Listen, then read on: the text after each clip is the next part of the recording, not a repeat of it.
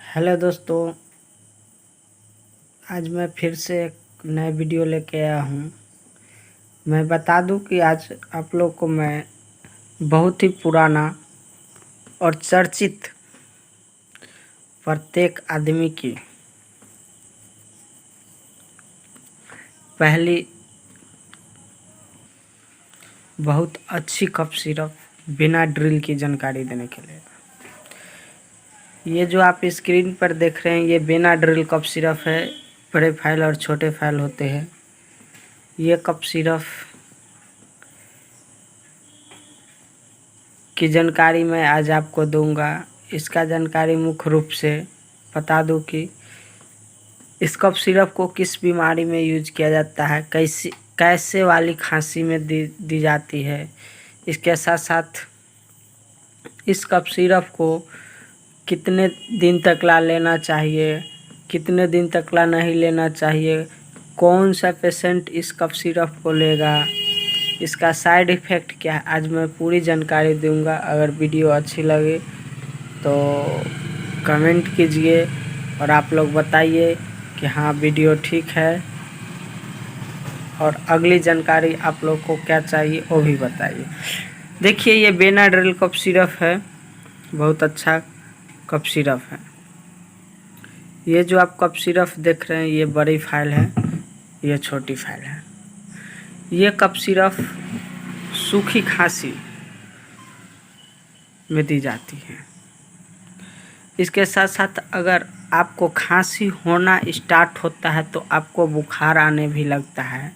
इसके साथ साथ गले में खराश हो जाती है, उसके साथ साथ सर्दी भी हो जाती है। तो अगर आप इस कफ सिरप को ले लेंगे सुबह 10 ml, शाम में 10 ml, तो आपको सारी चीज़ ठीक हो जाएगी।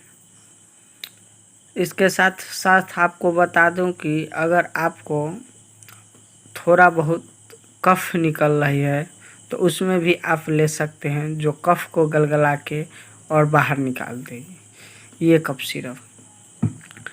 इस कफ सिरप को शुगर वाले पेशेंट को नहीं देना चाहिए, बच्चे में बहुत कम देनी चाहिए।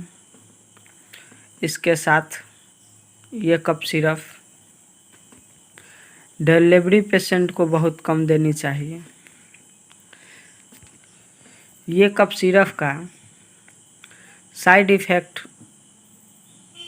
है, अगर अधिक डोज हो जाए तो मानिया हो सकते हैं, जैसे कि उल्टी जैसा मन करना और धीरे धीरे उल्टी भी हो सकता है। सबसे बड़ी की बीमारी है, साइड इफ़ेक्ट है इसका। अगर ये कफ सिरप अधिक आप पी लेते हैं